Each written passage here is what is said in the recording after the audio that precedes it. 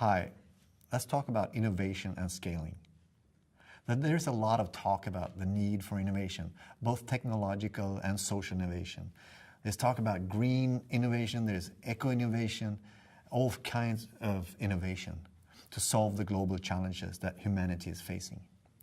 But is more and more innovation the answer? It is not like we haven't been innovative before. It is actually our fantastic capacity to innovate that is behind the great acceleration, and that has put us in this precarious situation that we are in now during the Anthropocene.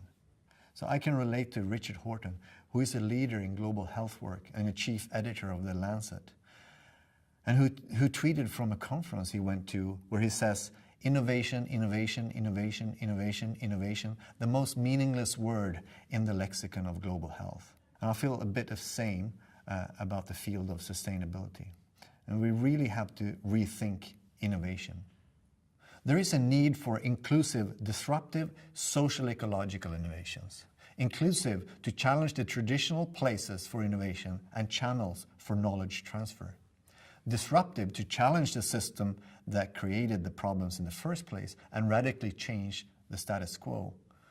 And social ecological to challenge the tendency to only focus on social and technological. And there are promising cases. There is also a general global trend now to list and highlight these success stories and bright spots. The hashtag Ocean Optimism project, for example, started in 2014 and already have millions of posts of positive conservation stories. So optimism and hope has proven to be important for change, but just having lots of small solutions is not enough if they either stay in the margins and not have impact beyond the local, or if they do not challenge larger systems. So the question is, how can all of those good things that are going on make a difference at scales that matters in the Anthropocene and counteract the negative global trends and help steer clear of the dangerous tipping points we're approaching in the Earth system? We not only need to rethink innovation, we need to rethink scaling. There are many examples where scaling has failed. For example, biofuels. Biofuels began as a small-scale experiment, and it might not have been a bad idea as a means to replace fossil fuel if implemented in the right local context.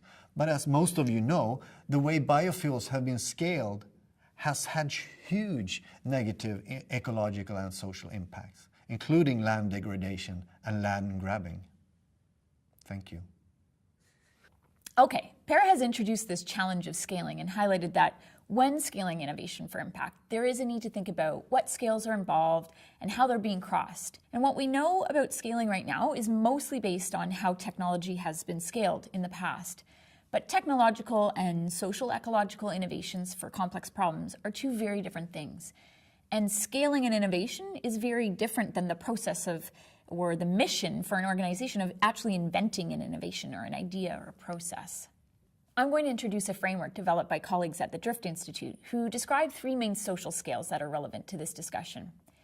They describe the smallest scale, or the micro scale, as a niche. It's where small pockets of innovative activity may take place, most of which is very localized and disconnected from the other pockets of innovative activity within that micro scale or niche.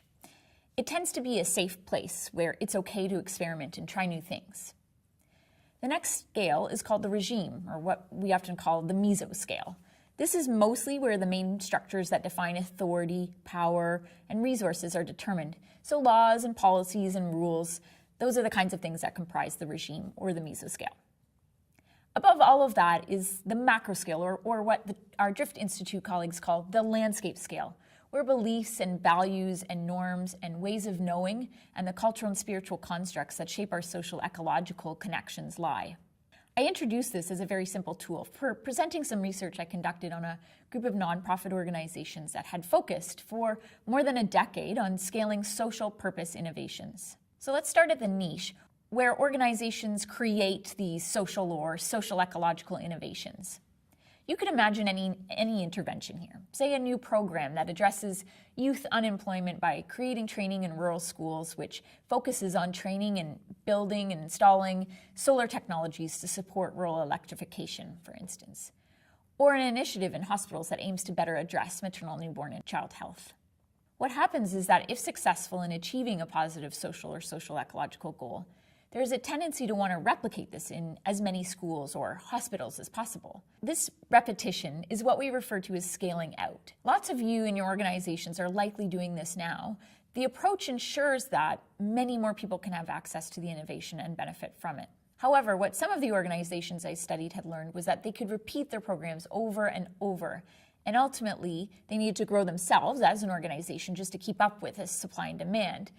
But that this activity did not necessarily lead to change in the dynamics that had created the problems in the first place, or in other words, did not necessarily lead to change in the regime scale. If you want to get at those dynamics, we call that scaling up. But when you try to scale up to the regime, evidence from my study, but also many other studies, has shown that innovation itself needs to actually be a different thing. So while it might have been a program in schools at the niche, at the regime scale, you may find that what you need is an alternative national education policy. Or in the case of the hospitals, maybe you actually need different kinds of partnerships that better serve mothers and newborns.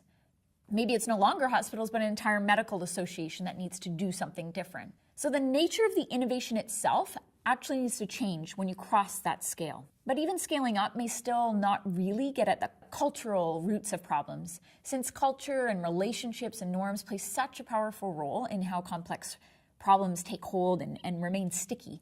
Some organizations realized that they needed to do what we refer to as scaling deep. And this is about getting really into the hearts and minds. Again, the innovation that's likely to have a transformative impact on cultural values or belief systems is not just going to be a novel policy instrument that worked at the regime scale. I share these findings here because so often we use a scaling out approach and assume we will have scaling up or deep impacts. Organizations who are either creating or funding innovations for transformations to sustainability need to be clear about which scale or scaling activity they are undertaking and why.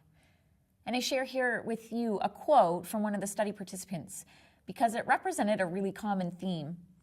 Scaling is very challenging, and if you started as an organization focused on local grassroots initiatives and you suddenly switch to scaling up and scaling deep and trying to engage with major networks and policy actors, this can be really a challenging dynamic internal to your organization because the people that might have been attracted to the organization originally do not necessarily want to do that kind of work. It's very different. So scaling then ends up involving navigating this very internal as well as the external dynamics in the system.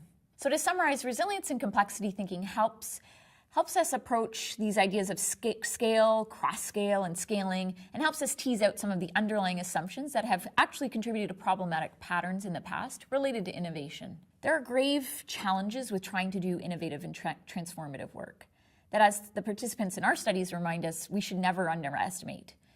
But there are thousands of people on every single continent on this earth doing incredible work to create, invent, experiment. So we also have to remember, we never walk this journey towards sustainability alone. Thank you.